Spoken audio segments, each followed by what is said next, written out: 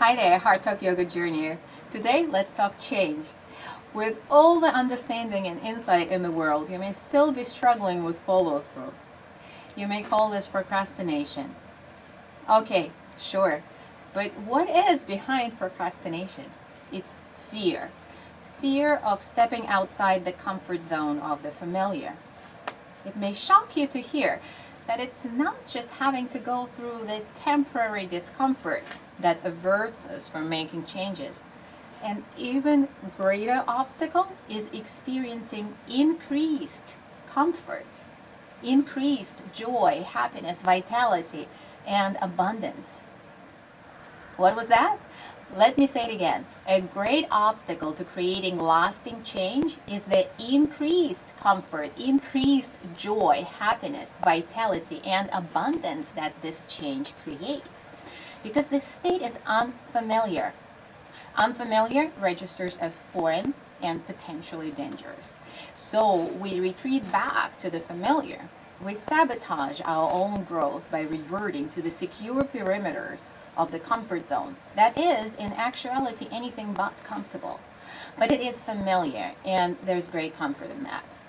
Notice the kinship between the words familiar and familial.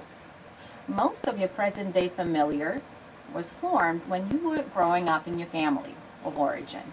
The familiar consists of your beliefs about the world, others, and yourself, what you're worth and what you're capable of, etc. It's very old. Much of it is intergenerational, meaning the familiar of your parents, grandparents, and possibly beyond is very much a part of yours. And here's the tricky part. Your familiar is mostly unconscious. As it remains untapped and unexamined, it will continue to be a silent killer of your best laid plans and beautiful visions. Ouch. I'll give you a few examples. Scarcity or poverty mentality is a big part of the familiar for most of us, save the children of the Rockefellers. Another big one is the belief that I don't deserve fill in the blank, to be happy, to be loved, respect, success, etc. There's an area of the familiar that relates directly to your health and fitness level that you deem fitting for you. Again, these beliefs are subconscious, and that's what makes them the silent killers. Some types of psychotherapy focus on identifying these subconscious beliefs. Spiritual practice trains you to cultivate and observe a self so that you can uncover these beliefs and treat them simply as thoughts, as mental events that are not who you truly are. Yoga helps us get at these beliefs through the body. There is an understanding in the mind-body healing community that your body is your subconscious mind, meaning that these beliefs manifest through sensations and ailments in the body, your breathing patterns, in the way you hold yourself, your posture, the way you walk, even your pulse and body temperature. Fascinating, isn't it?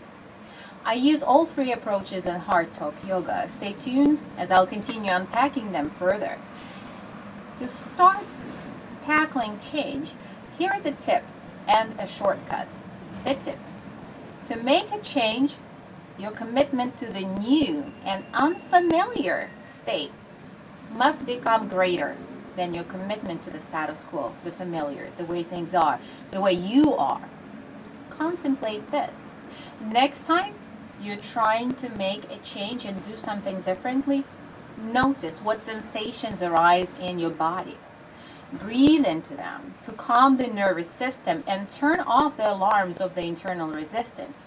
Your internal guards of the status quo are screaming, the borders of the familiar are under attack, we're gonna die.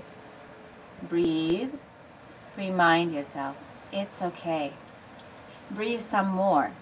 And then gently and with a newfound commitment, step outside the border and experience the newness of the sensation. Breathe. Acknowledge the alarms of the internal resistance going off and breathe and smile. You're alive. You made it. You made a change. You did something differently. A piece of the new you has clicked into place. Take time to assimilate it. Allow your mind body to fully experience and embrace the new state as your new normal, allowing it to become familiar. There. Great job today. What familiar is holding you back? What changes are you making in your life right now? How will you be applying what you learned today? Look below the video for ways to leave a comment and connect with me. Subscribe to my channel, join my mailing list. I would love to stay in touch and support your journey. See you next week. Until then, stay in your heart.